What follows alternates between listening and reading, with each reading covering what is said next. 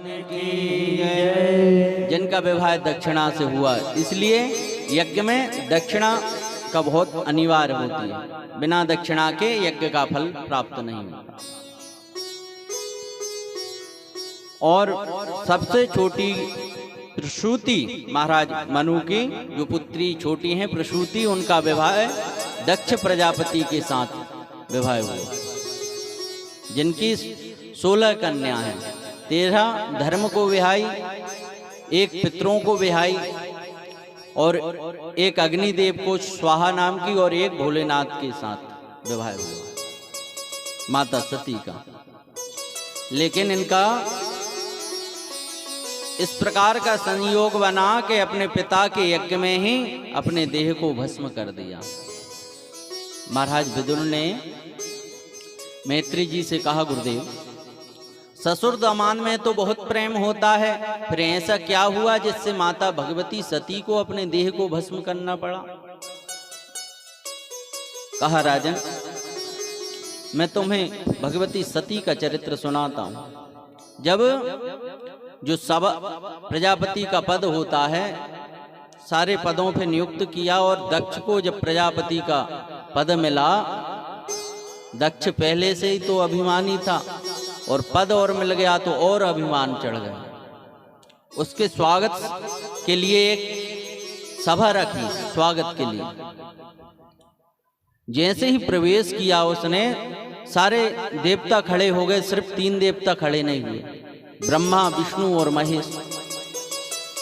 अभिमानी व्यक्ति यह नहीं देखता कि मेरे स्वागत के लिए कितने खड़े हुए, वह ये देखता कितने खड़े नहीं हुए।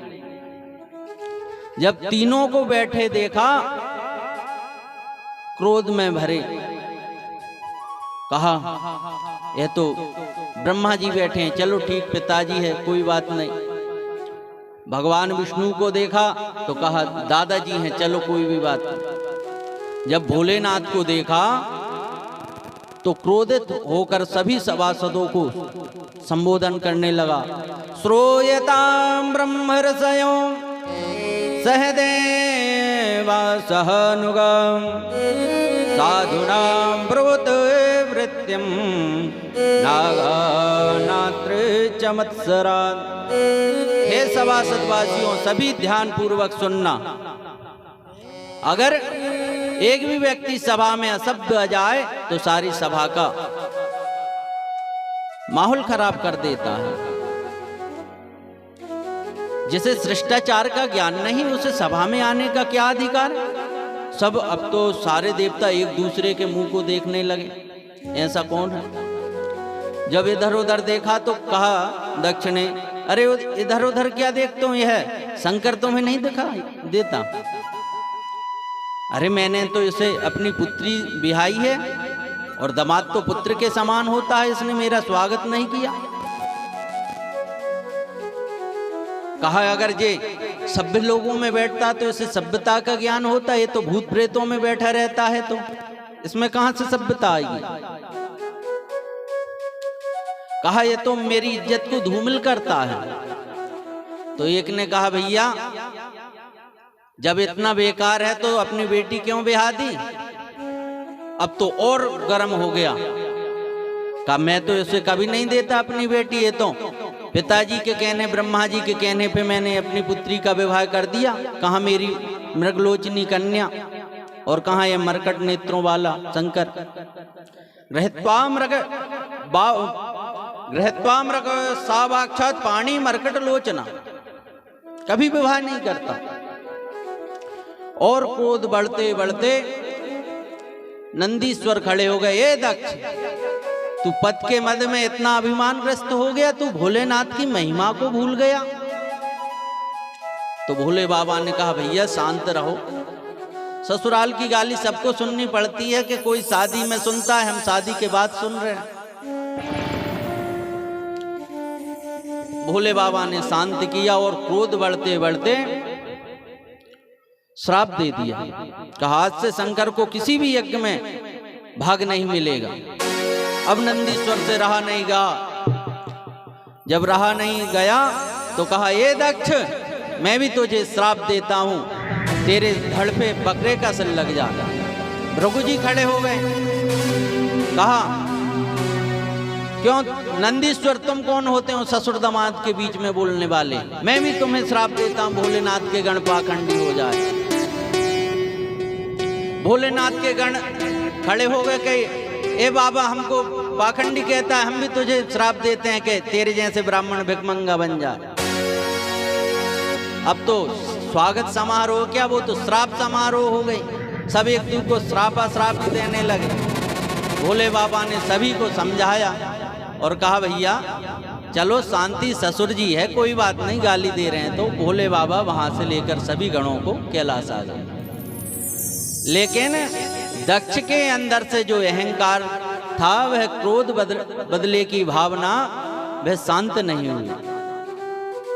क्योंकि कितने भी व्यक्ति के द्वारा उस संबंध को, रिश्ते को समझौता करवा दे, सुलह करवा दे, लेकिन जो मन में जो बात लग जाती है वह व्यक्ति के हृदय से निकलती नहीं है। के रही मन धागा प्रेमिका, मत तोड़ो चटकाए, टूटे से फिर ना जुड़े, और जुड़े तो गांठ पड़ जाए। दो व्यक्तियों की सुलह तो समाज वाले करवा देंगे, लेकिन उनके हृदय में जो बुराई बन चुकी है, जैसे धागा टूट जाता है उसको वह जुड़ तो जाएगा, लेकिन जो गांठ पड़ जाती है उसमें वो अगल समझ में आती है, प्रेम बह नहीं रहता। भगवान से ईर्ष्या रखते हुए दक्ष ने यज्ञ किया हरिद्वार में। सारे देवी देवताओं को बुलाया, लेकिन भोलेनाथ को नहीं बुलाया। और देखिए देवता भी वहीं से जा रहे हैं और दूसरा मार्ग भी है, लेकिन कैलाश के ऊपर से ही अपने विमानों को लेकर जा रहे हैं। जब दो आपसी व्यक्तियों में, बंधुओं, लड़ाई हो जाती है तो तीसरा व्यक्ति उसका फायदा उठाता है। जैसे कोई शादी हुई और उसको नहीं बुलाया तो हम जाएंगे उसी के घर चप्पल उतारेंगे और कहेंगे कि भाई साहब आप नहीं चलोगे शादी में। और अगर वो कुछ कह दे दो चार बातें तो चार और मिलाकर अपने तरफ से उससे उसकी वहां पे कह देंगे। आज देवताओं ने देखा भोलेनाथ को बुलाया नहीं, लेकिन भोलेनाथ के आकाश के ऊपर से विमान लेकर जा रहे हैं। इधर माता सती ने देखा जो नीचे से विमान जा रहा था, तो एक देवी ने पुकार लगा दी, क्यों सती तुम नहीं जा रही अपने पिता के यज्ञ में? कहा बहन आ रही हूं, मैं भी ऐसा समझा दिया। और जब सती माता को पता चला कि भोले पिताजी यज्ञ कर रहे हैं और हमें बुलाया नहीं, ना जाने क्या बात है, इधर भोले बाबा के पास आई और चरण दबाती हुई माता सती कहती, बाबा पिताजी ने इतना बड़ा विशाल यज्ञ किया, लेकिन सभी देवी देवता जा रहे हैं, देखिए आप, लेकिन हमें न जाने क्यों नहीं बुलाया। आज भोले बाबा उस दिन की बात को आज कहते हैं कि देवी उस दिन तुम्हारे पिता के स्वागत में हम तनिक खड़े नहीं हुए तो उनने अपना अपमान मान लिया। हमारा उद्देश्य उनका अपमान करने का नहीं था, और उनने हमको अनेकों बहुत सारी गाली दे दी, लेकिन हमने बुरा नहीं माना। आज भोलेनाथ हमें शिक्षा देते हैं। हम जाते हैं अपनी ससुराल, तो अगर हमको थोड़ी सी भी कमी हो जाती है तो घर आके पूरी वो कमी निकाल लेते हैं हम घर में। आज भोले बाबा ने इतने दिनों की बात माता सती को नहीं बताई कि तुम्हारे पिता ने हमको गाली दी थी, श्राप दे दिया था, और आज बताया। जब माता सती ने पूछा, कहा स्वागत में खड़े नहीं हुए तो उनने हमें श्राप दे दिया, इस ईर्ष्या से हमको नहीं बुलाया। माता सती कहती है, प्रभु ऐसे ससुर दामाद के प्रगाढ़ रिश्ते को ऐसे छोटी मोटी बातों पे तोड़ा तो नहीं जाता है। अगर हम इस प्रकार करेंगे तो अन्य लोग उसका फायदा उठाएंगे। मैं जाऊंगी, पिताजी को समझाऊंगी और वे आपसे क्षमा मांगेंगे और आपको यहां से ले जाएंगे। भोले बाबा ने कहा, देवी देखो, हमारी तो इच्छा नहीं है और ना हम जाने वाले, और तुम्हें जाना तो हम ये भी नहीं कहेंगे कि तुम जाओ, जैसी तुम्हारी इच्छा पड़े तुम करो। कहा, प्रभु देखो, जाना तो पड़ेगा। और माता सती नहीं मानी और हरिद्वार की ओर चली गई। देवता गण भी आए, भोलेनाथ के गण दौड़े दौड़े, माता जी हम भी चलें। कहा, ठीक है चलो। हरिद्वार में इधर दक्ष ने सभी को सूचित किया था, अगर जो भी सती से वार्तालाप करेगा वह मेरा द्रोही होगा। सब संबंधी कोई भी हो, उससे कोई प्रकार की बात नहीं होनी चाहिए। जब बहनों से सती मिली तो बहन कहती, सती अरे तूने तो बहुत अच्छा किया जो आ गई। अरे अपने घर में भी कोई आना, पत्र क्या हुआ, पत्र नहीं दिया पिताजी ने तुझे, तो देख हम तो नहीं आते बगैर पत्र के। कहा, अगर पत्र नहीं दिया तो क्या हुआ, अच्छा बता। भोले बाबा वस्त्र तो पहनने लगे। इस प्रकार जब उपहास किया, माता सती कहा, चलो ठीक है, माँ का तो माँ से होता है। देवी देवताओं ने भी माता सती को जब प्रणाम नहीं किया तो बहुत बुरा लगा माता सती को। और इधर अगर दुख था इस बात का तो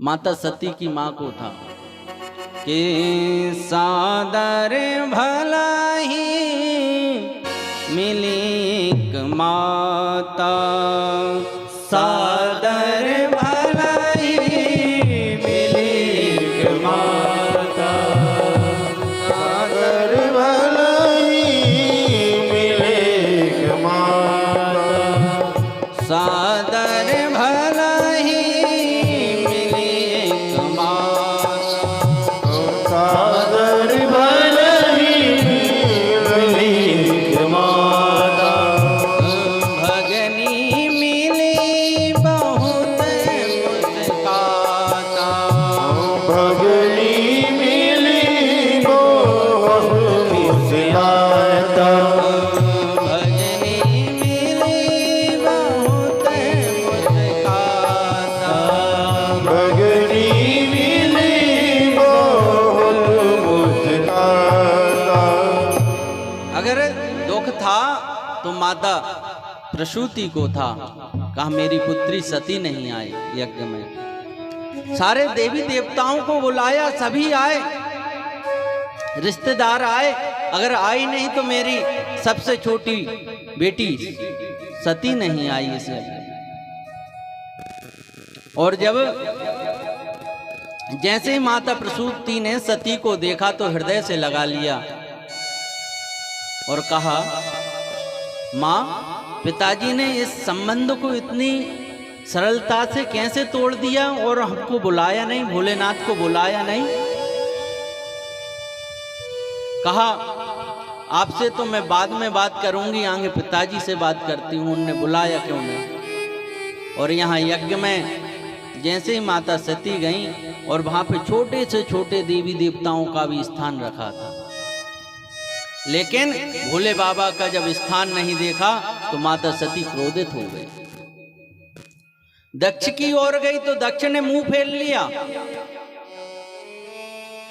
इस प्रकार का व्यवहार देखकर सती महारानी को बहुत दुख हुआ और क्रोध में भर के इस प्रकार सुखदेव जी कहते हैं कि मानो भगवती सती के नेत्रों से इस प्रकार की अग्नि निकलने लगी कि 10 दिशाओं को जलाकर भस्म कर देंगे।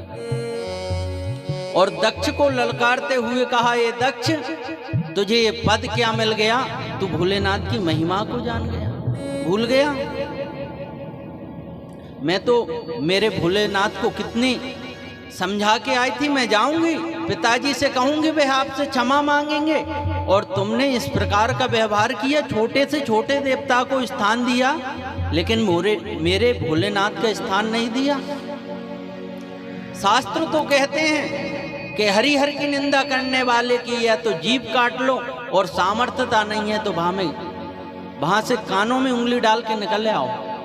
ना ही मैं ऐसा कर सकती हूं क्योंकि तुम मेरे पिता हो, और ना यहां से जा सकती हूं। क्या कहूंगी भोलेनाथ, जैसे ही उनके पास जाऊंगी तो कहेंगे कि आओ दाक्षाणी, आओ दक्ष कुमारी। तो मैं नहीं चाहती सिर्फ दो ही के द्वारा यह शरीर जीवित रहे। और तुरंत अपने ध्यानस्थ बैठकर देह में से एक अग्नि प्रकट हुई और अपने देह को भस्म कर दिया। और जब नारद जी महाराज ने दौड़े दौड़े गए और भोलेनाथ से, नारद जी महाराज तो इस प्रकार बात को चटपटी करके बताया भोलेनाथ को कि भोलेनाथ, दक्ष ने भगवती सती को धक्का दिया, वो कुंड में गिर गई, जल गई, कि जैसे हमसे वैसे ही आप हो गए। भोले बाबा ने सोचा अगर दक्ष बच रहा था तो सती के कारण, क्योंकि सती का पिता था। जब आज सती नहीं तो दक्ष किस काम का। अब तुरंत अपनी जटाओं को उखाड़कर पृथ्वी पे पटका, एक विशाल विकराल पुरुष प्रकट हो गया। प्रणाम किया उसने, हे भोलेनाथ आज्ञा करें। कहा, हे दक्षम से यज्ञम यही गोवीर ते भद्रम, तेरा कल्याण हो, जाओ दक्ष को यज्ञ सहित विध्वंस कर दो। इधर चला वीरभद्र जोर से, इस प्रकार की तूफान आदि आने लगी। सारे देवी देवता विचार करने लगे क्या हो रहा है। कोई कहता है कि ऐसा लगता है कि चोर डकैती पड़ी है। कहा नहीं, वो प्राचीन वरीह राजा इस समय। कोई कहता गायों का समय अभी हुआ नहीं आने का। इतने में विचार कर रहे थे, जो देवताओं के द्वारा भृगु जी ने पिटवाए थे गणों को, जब उन्होंने महाराज वीरभद्र को देखा तो साहस आ गया और यज्ञ में टूट पड़े। सारे देवी देवताओं को मारने लगे, भगदड़ मच गई। भृगु जी के नेत्र दाढ़ी उखाड़ दी, भग देवता के नेत्र फोड़ दिए, पूषा देवता के दांत तोड़ दिए। सभी देवता भगदड़ मची, भागे। कहा कोई भागने ना पाए, सभी अपना भाग लेके जाए। और दक्ष को पकड़ा, मुंडी को मड़ोड़कर और यज्ञ में स्वाहा। सारे देवी देवता दौड़े दौड़े गए ब्रह्मा जी की शरण में, प्रभु क्षमा करें, भोलेनाथ के क्रोध को शांत कीजिए प्रभु। कहा, देवताओं, उस यज्ञ में निमंत्रण तो हमको भी मिला था, भगवान विष्णु को भी मिला था, लेकिन हम नहीं गए। कहा, जब वह गए, तुम गए तो जो आंगे इस प्रकार का काम क्यों करना, बिना विचारे जो करे सो पाछे पछताए। कहा, प्रभु अब गलती तो हो गई है, आप क्षमा करें। तो ब्रह्मा जी सारे देवताओं को लेकर भोलेनाथ की शरण में गए और कहा, प्रभु इन्हें क्षमा करिए और इन्हें स्वस्थ करिए। भृगु जी को दाढ़ी दी, पूषा देवताओं को मित्र की दृष्टि दी, भग देवता को मित्र की दृष्टि दी, पूषा को दांत दिए। कहा, सत्तू पी के पियो तुम। और कहा, प्रभु आप चलिए, वह यज्ञ संपन्न करिए।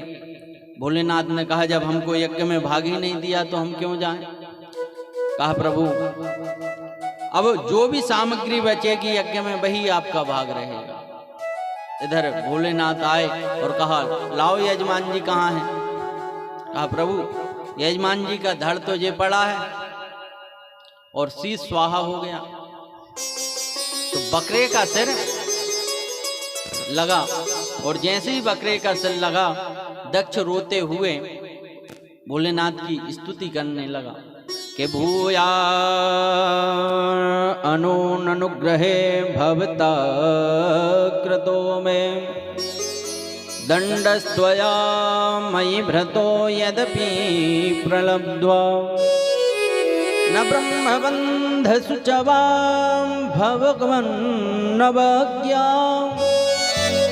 तोभ्यं हरेश्च कुतये विधृत व्रतो